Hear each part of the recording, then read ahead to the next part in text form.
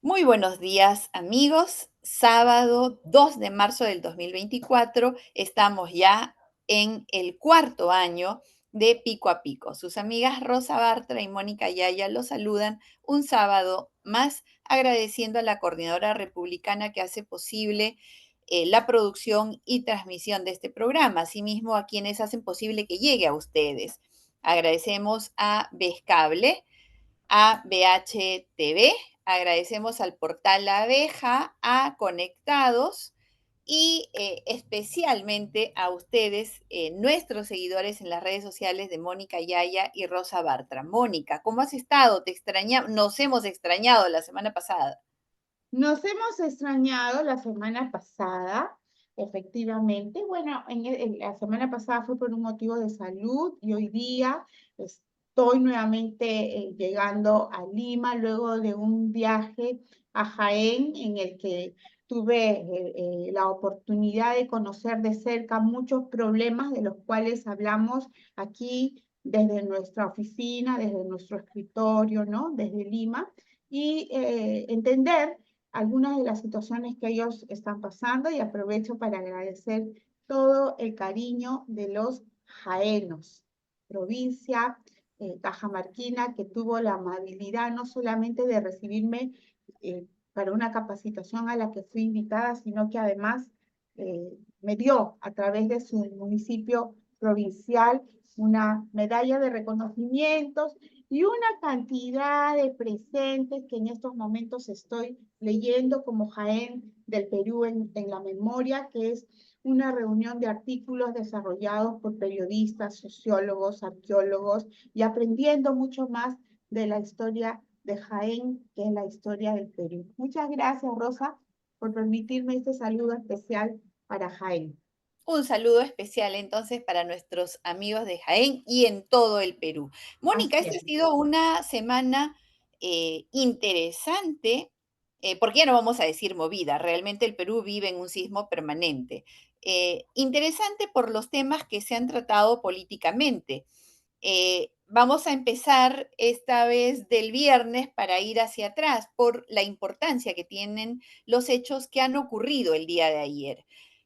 Ayer se discutió en el Juzgado Supremo de Investigación Preparatoria, que está a cargo del juez supremo Juan Carlos Checle y Soria, la tutela de derechos que ha presentado la defensa de la suspendida fiscal de la Nación, Patricia Benavides, cuestionando la investigación que le abrió el equipo especial y posteriormente la fiscal suprema Delia Espinosa y que fue tomada en cuenta por la Junta Nacional de Justicia para suspenderla. Creo que esto es importante porque con la avalancha de eventos perdemos la hilación de los sucesos. Entonces debe quedar claro que Patricia Benavides fue suspendida por una denuncia que inició la fiscal Delia Espinosa, la fiscal suprema Espinosa, a partir de la investigación que hizo Marita Barreto con respecto a las declaraciones del denominado filósofo Jaime Villanueva. La fiscal se ha quejado, ahí donde el juez de la investigación preparatoria para decirle, oiga señor, este proceso no es regular, anúlelo. Si el juez supremo de la investigación preparatoria considera que Patricia Benavides tiene razón y anula la investigación iniciada por Delia Espinosa, como consecuencia, podría anularse también, y debería ser así, la suspensión que le impuso la Junta Nacional de Justicia. ¿Es trascendente? Por supuesto que es trascendente, porque podría significar un giro de 180 grados en esta guerra interna del Ministerio Público que tiene en vilo a la justicia y que tiene, por lo tanto, en situación de indefensión a todos los peruanos. Ahora, ¿qué hizo el Ministerio Público como respuesta a, creo yo, desde mi punto de vista, ha sido una respuesta? El día de ayer, en horas de la noche, se conoció la denuncia constitucional que ha presentado la Fiscalía Suprema especializada en delitos cometidos por funcionarios públicos, que da cuenta de que precisa la imputación contra, amplía y precisa la imputación contra la ex fiscal de la Nación, Liz Patricia Benavides Vargas, esta vez, escuchen amigos, por la presunta comisión de los delitos de cohecho activo específico, cohecho pasivo específico, patrocinio ilegal, negociación incompatible, tráfico de influencias agravado, cohecho activo genérico, cohecho activo pasivo propio, todo esto en agravio del Estado. Puesto todo el Código Penal, Mónica, la señora Patricia Benavides, de tal manera que si se cayera la investigación que se le abrió por los dichos de Jaime Villanueva, ahora tiene un paquete enorme de hechos por los cuales le han ampliado la imputación y por lo tanto la investigación. Pero además de incluir a Patricia Benavides en esta investigación, han incorporado a 14 congresistas de la República, a 2 exfiscales adjuntos supremos y a ellos por los delitos de organización criminal. Ojo, Mónica, porque este es probablemente uno de los delitos más perseguidos y el que te puede llevar a prisión preventiva hasta por 6 años. Organización criminal, cohecho pasivo específico, cohecho activo específico, patrocinio ilegal, cohecho activo genérico, cohecho pasivo impropio, tráfico de influencias agravado, negociación incompatible. A 2 exfiscales y a 14 congresistas de la República, que vamos a comentarles a nuestros seguidores quiénes son. Además, le ha abierto investigación a al ciudadano Vladimir Roy Cerrón Rojas por la presunta comisión del delito de tráfico de influencias agravado. Y del mismo modo han incorporado, fíjate Mónica, como investigado al jefe de la Autoridad Nacional de Control del Ministerio Público por la presunta comisión del delito de cohecho pasivo específico en agravio del Estado. Asimismo, informaron que en esa disposición fiscal, la que les acabamos de comentar, han desacumulado hechos. Los generados en la carpeta fiscal 120-2024, cuyo trámite se ha notificado a la ex fiscal de la Nación, Patricia Benavides, 3 ex fiscales adjuntos supremos y una congresista de la República. Ojo con esto. Patricia Benavides, 3 fiscales adjuntos supremos y una congresista mujer de la República por la presunta comisión de los delitos de peculado doloso agravado y cohecho pasivo específico en agravio del Estado. Es decir, ya hay 2 investigaciones. Una contra los 14 congresistas, Vladimir Cerrón, el jefe de la Autoridad Nacional de Control, y Patricia Benavides, más 2 exfiscales supremos, y otra contra la señora Benavides, 3 exfiscales adjuntos supremos y una congresista de la República. Mónica, esto se pone serio. Esto se pone intenso. ¿Quiénes son los congresistas de la República que han sido, en este caso, incluidos en la investigación? Los Tal vez congresistas. aquellos, tal vez aquellos cuyos casos fueron casualmente archivados por la ex fiscal de la Nación, Patricia Benavides, ¿no? Como Mónica, está el la de, congresista Marta Moyano, ajá, la congresista Patricia Chirinos, el ujú, congresista José Williams, ujú. Alejandro Soto, Luis Aragón, Adolfo Tacuri, Luis Cordero Jontay, que se acaba de pasar, por cierto, a Acción Popular. Él fue de Fuerza Popular, se pasó a Unidad y Diálogo y ahora está en Acción Popular. También está la congresista Katy Ugarte, Edgar Tello, José Gerí, Ilich López, César Revilla, Luis Flores Ancachi y José María Balcázar. 14 congresistas, Mónica. Esto realmente es un terremoto político-judicial, porque va a poner en el centro de la discusión los conflictos de interés que podrían tener de un lado y del otro, tanto para presentar proyectos de ley para intervenir el Ministerio Público como para que la Junta Nacional de Justicia sea sancionada si es que conoce estos temas. Es realmente una contraofensiva muy fuerte por parte del Ministerio Público, pero que tiene lamentablemente como base delitos que tienen una alta verosimilitud y que no pueden ser ignorados por el Ministerio Público. Entonces la situación se torna especialmente interesante además, ¿por qué, Mónica? Quiero cerrar esta parte para luego darte la palabra, no me quiero robar el No programa. te preocupes, yo te Eh, estoy escuchando. eh, También se hace importante porque además, también el día de ayer, el Ministerio Público ha presentado dos denuncias constitucionales contra las congresistas Rocío Torres Salinas, de Alianza para el Progreso, y Heidi Lisbeth Juárez Calle, también de Alianza para el Progreso. ¿Por qué delito les ha abierto esta vez denuncia constitucional? Por el delito de concusión. ¿Qué quiere decir este delito? Que las están investigando por haber recortado el sueldo de sus trabajadores, los conocido coloquialmente como el caso de los mochasueldos.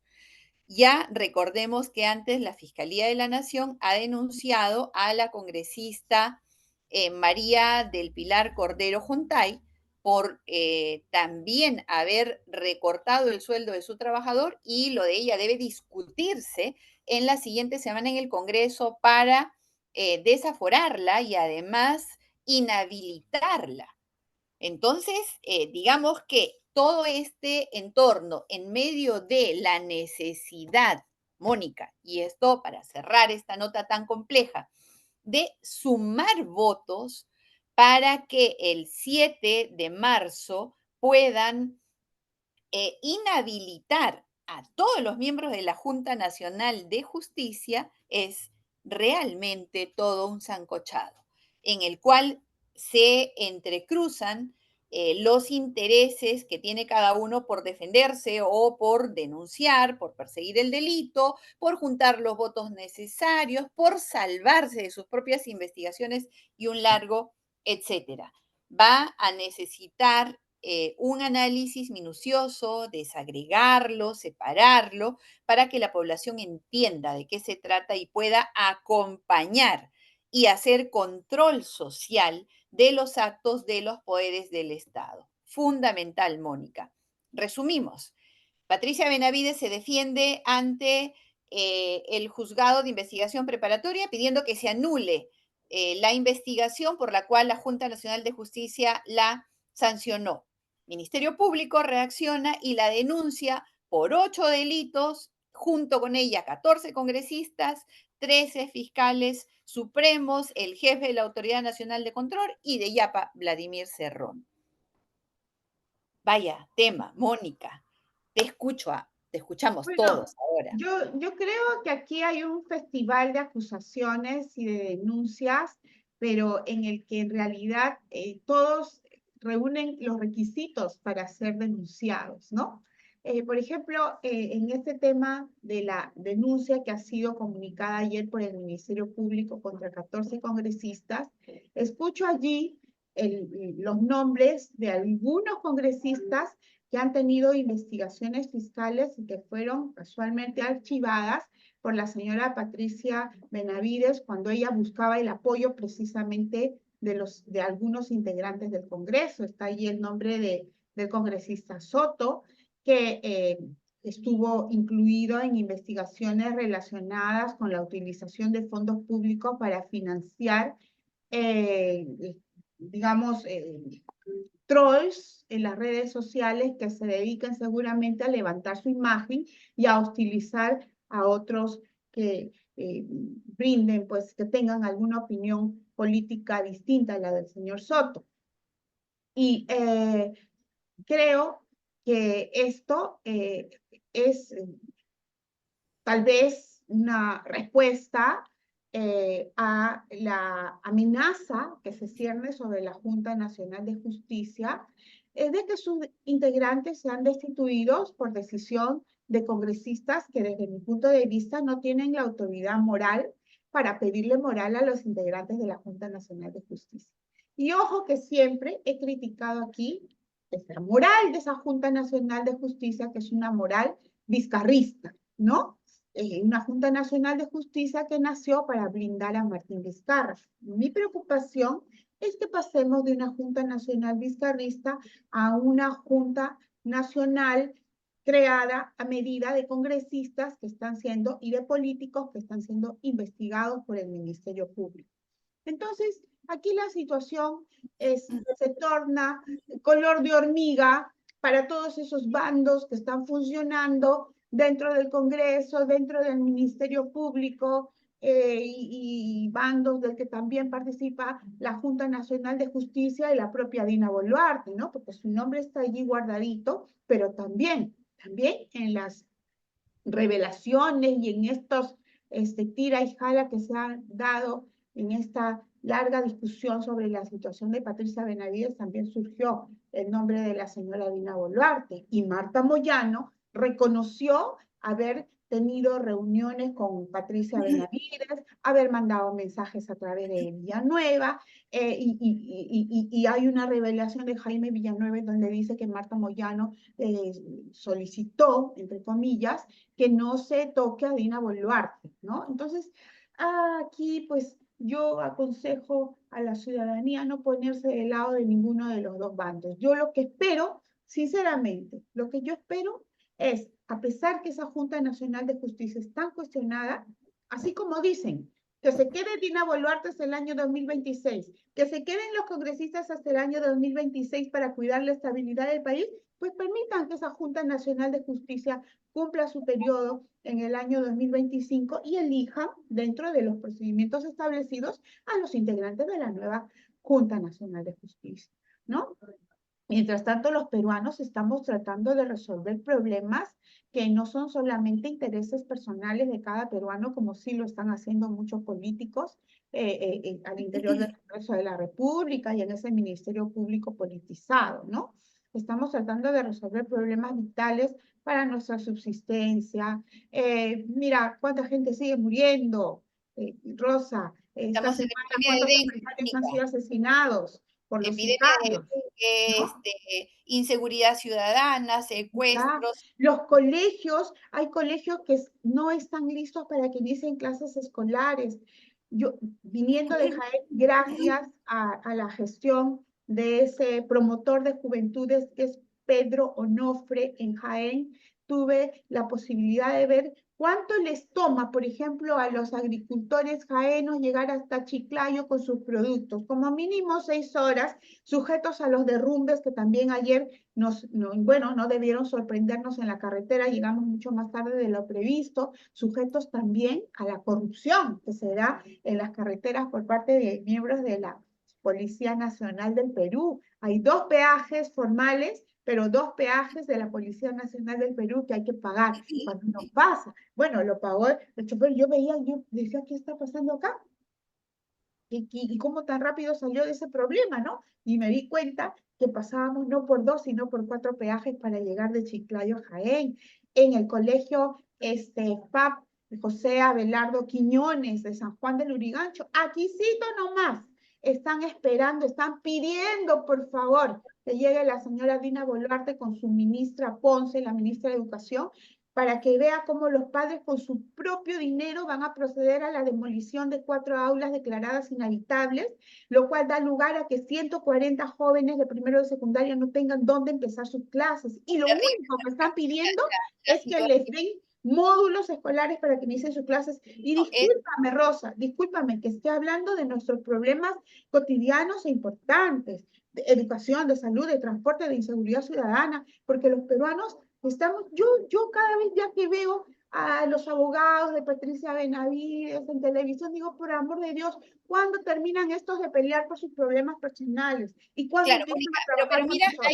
ahí yo sí tengo una discrepancia contigo, porque si bien nos tienen hartos a todos, pero por Dios, un país sin administración de justicia, o sea, entonces van a seguir los robos, van a seguir las extorsiones, va a seguir porque no hay administración de justicia. Entonces no se trata de un tema solamente entre personas, se trata de un problema institucional gravísimo y además demasiado importante para la salud de nuestro país. Yo No creo que puede sí es haber salud, importante, educación, ni creo que sí es colegios, ni importante, nada, pero yo pienso y es que es fundamental que las investigaciones, aunque no nos gusten, sigan. Si esos tiene, 14 congresistas están denunciados, es porque hay, desde mi punto de vista, motivos para denunciarlos. Si es porque que la hay señora Patricia Benavides está denunciada, es porque la misma Patricia Benavides ha dado muestras de no saber diferenciar lo bueno de lo malo. Aquí criticamos, por ejemplo, cuando todavía no estaba denunciada, cuando ella recibía de manos de Rafael López Aliaga una medalla, creo, cuando Rafael López Aliaga estaba siendo investigado por lavado de activos por la institución que ella dirigía como fiscal de la nación. Entonces, yo pienso que el tema de la tutela jurisdiccional, bueno, lo está utilizando para decir que están vulnerando sus derechos. Yo creo que lo que debe permitirse es que continúen las investigaciones. Yo me niego, sinceramente, Rosa, a que una persona con un cargo tan importante como la fiscal de la Nación, con toda esa sospecha que se tiene sobre su legitimidad moral, vuelva a ser fiscal de la Nación, ¿no? la verdad es que Acuérdate, sería Rosa, el caso de PPK. Cuando PPK era presidente de la República, decían, por favor, no lo investiguen más, la estabilidad, déjenlo gobernar. Pero es que era imposible que alguien que ocupaba ese cargo tan importante para los peruanos tenga cuestionamientos también tan importantes en materia moral, porque yo pienso que hay cargos moral, en los cuales moral. la idoneidad moral es necesaria, pero que ellos sigan ejerciendo sus cargos. Un presidente, Totalmente de una acuerdo, Mónica, una fiscal de la nación. y la verdad nos pasaríamos un largo, largo tiempo hablando sobre esto. El punto es que se investigue y ojo, Que se ojito, investigue. nosotros tenemos que estar atentos para poder comentarles a ustedes con total imparcialidad. Nosotros Así, acá, ni de un bando ni del otro bando. Los únicos exacto. bandos son Mónica y yo, pero tratando de que les llegue la Oigan, y información. por si acaso, cuando Rosa y yo no estamos de acuerdo, no es que no seamos amigas, ¿ah? Al contrario, nuestra amistad se basa en que no estamos de acuerdo muchas veces. Y cuando nos encontramos, disfrutamos mucho esos momentos juntas. Entonces, Muy bien. así es el debate político. Así es. Mónica, esta semana no solamente ha habido un pico a pico entre Mónica Yaya y Rosa Bartra, aunque en realidad no lo tuvimos. Hay un pico a pico muy interesante entre Alberto Otárola, el presidente del Consejo de Ministros, y el señor Contralor General de la República, Nelson Schack. Se han dicho, han intercambiado acusaciones con respecto al uso de los recursos públicos, tu dinero, tuyo, el mío, el de Mónica, el de los 30 millones de peruanos. Y cada quien le dice al otro que no está haciendo buen uso de los miles de millones que tienen para resolver los problemas del Perú. ¿Qué ha pasado, Mónica? Cuéntanos este pico a pico Taro Shack. Mira, Rosita, a mí me gusta cuando tú cuentas la historia y luego pasamos al debate, pero en resumen, se ha dado este pico a pico entre Otárola y el Contralor General de la República, Nelson Schack, porque al parecer Nelson Schack ha publicado, o la Contraloría General de la República ha publicado su resumen, su informe sobre el estado de la corrupción en el Perú, ¿no?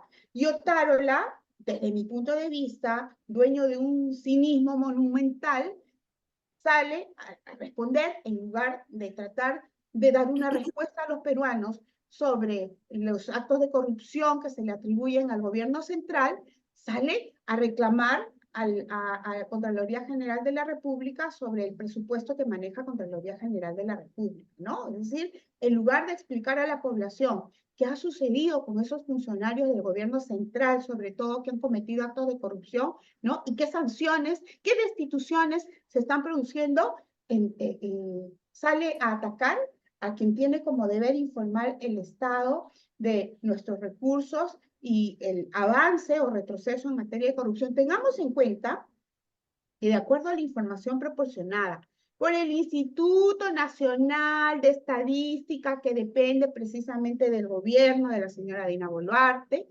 el principal problema para los peruanos es el de la corrupción y no falta razón en ese resultado de las encuestas, porque por la corrupción no tenemos colegios, hospitales, no tenemos carreteras y no tenemos seguridad ciudadana. Entonces, es más, yo felicito al señor Nelson Schack porque yo he criticado a Nelson Schack, he criticado a Facuri, he criticado a los Contralores Generales de la República, porque siempre cuando acaba un gobierno, recién después que acabó el gobierno, salen con sus cifras y dicen, en el gobierno que acaba de terminar ha habido tanto de corrupción, tantos funcionarios denunciados por corrupción. Y yo siempre les he dicho, oye, ¿y por qué eso no lo dices mientras el gobernante está en ejercicio de su poder? ¿Por qué esperas a que se vaya para recién hablar de la corrupción que cometió ese gobernante? Por eso me parece muy sano lo que ha hecho el señor Contralor Nelson Schack. Y ojo, las cifras que ha dado son de terror, pero sobre todo para Dina Boluarte y para quienes la sostienen, para quienes la mantienen, para sus socios, para quienes la mantienen en el poder. Nelson Schack ha dicho, el informe de Contraloría General de la República ha dicho lo siguiente, atentos, ojo, pestaña y ceja. En el año 2022, en el que el gobernante de enero a diciembre fue el corrupto Pedro Castillo, en ese año se perdieron 24.600 millones de soles en corrupción. 24.600 millones de soles con Pedro Castillo. En el año 2023, en el gobierno de Dina Boluarte, se perdieron en corrupción 24.200 millones de soles, ¿no? De 24.600 millones de soles de Pedro Castillo por corrupción a 24.200 millones de soles perdidos en el gobierno de Dina Boluarte por corrupción, no hay gran diferencia. Pero el señor Otara la sale y dice, pero la corrupción en el gobierno de Dina Boluarte no es tanta como la de Pedro Castillo. Ah, robaron menos. Esa es su respuesta. Y lo peor, Rosa, y lo peor, amigos que nos escuchan, el señor Otárola, que hace sus propios procedimientos de entrevistas para sus amigas, ¿no? Para luego contratarlas, está tratando de pasar por agua tibia algo peor. De acuerdo al informe de Contraloría, en el gobierno de la señora Dina Boluarte creció aceleradamente la corrupción que se atribuye al gobierno central y bajó el paso, retrocedió la corrupción en los gobiernos regionales, locales, provinciales y distritales. Es decir, mientras el gobierno central, Poder Ejecutivo, Ministerios, Despacho Presidencial, hermano de la señora Dina Boluarte, incrementaron la corrupción en el gobierno central, disminuyó la velocidad o disminuyó la corrupción en los gobiernos regionales, provinciales y distritales. Esto quiere decir que hoy día está avanzando mucho más aceleradamente la corrupción en el gobierno de la señora Dina Boluarte, en el despacho presidencial y sus ministerios y todos los que dependen de ese gobierno central. Entonces, ¿por qué están creando esa famosa Autoridad Nacional de Infraestructura que va a acaparar en Lima todos los proyectos de inversión en infraestructura? Van a quitarles a los gobiernos regionales todos los proyectos de inversión en infraestructura, a los gobiernos provinciales y a los gobiernos distritales, y todos los van a reunir aquí en la famosa ANIN, Autoridad Nacional de Infraestructura, que va a depender de la presidencia del Consejo de Ministros, de ese ministro que entrevista a sus amigas para contratarles, de esa presidenta que permite que su hermano decida prácticamente quiénes van a trabajar en el Estado. ¿Por qué? ¿Cuál es la justificación? Si además el nivel de eficiencia del gobierno central ha bajado y el nivel de corrupción ha subido. ¿Qué es lo que están pretendiendo? Así que el señor Otárola, mejor que por ahora se quede callado, que en este caso, desde mi punto de vista, quien tiene razón es Contraloría General de la República.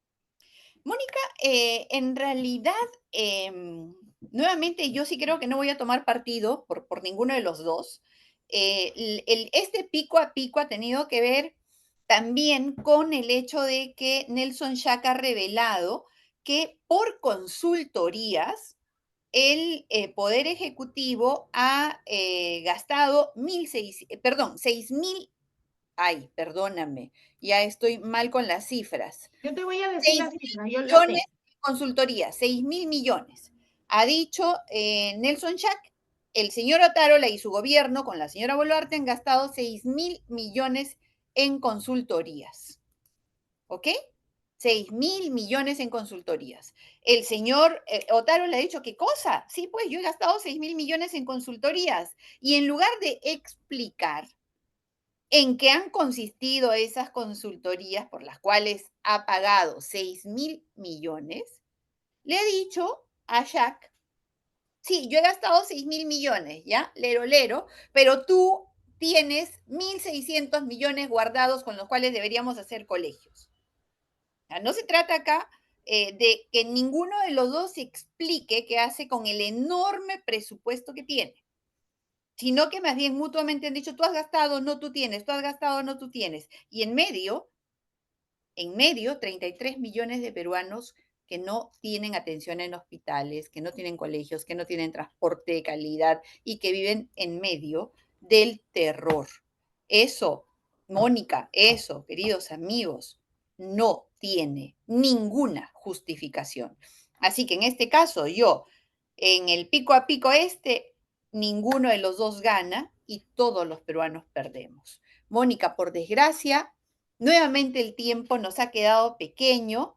Espero que la siguiente semana tengamos siquiera alguna noticia positiva para comentar. Esta semana seguimos en las broncas, en los dimes y diretes, en las acusaciones mutuas de la comisión de ya un sinnúmero de delitos. Esto tiene que parar. Y vamos a elevar nuestras oraciones para que dentro de toda esta desgracia podamos tener una vida acorde con nuestra dignidad humana. Gracias, Yo creo Mónica, que por... la buena noticia, Rosa, es que Ujú. existen programas como este en el que tenemos la posibilidad de informar con conocimiento, con información técnica, de informar a la población para que la población realice su propia fiscalización. Sí hay algunas noticias buenas. A mí sí me ha alentado mucho ese informe de Contraloría que dice que la corrupción en las regiones y provincias y distritos ha bajado. Eso es bueno para nuestras regiones y hay otras tantas buenas noticias como, por ejemplo, que estamos juntas debatiendo estos temas y que hay muchos jóvenes todavía esperanzados en nuestro país y por ellos hay que trabajar. Te envío un abrazo muy grande y un abrazo para todos. Y nos vemos el próximo Mónica, fin de semana. Dios mediante, hasta la semana que viene.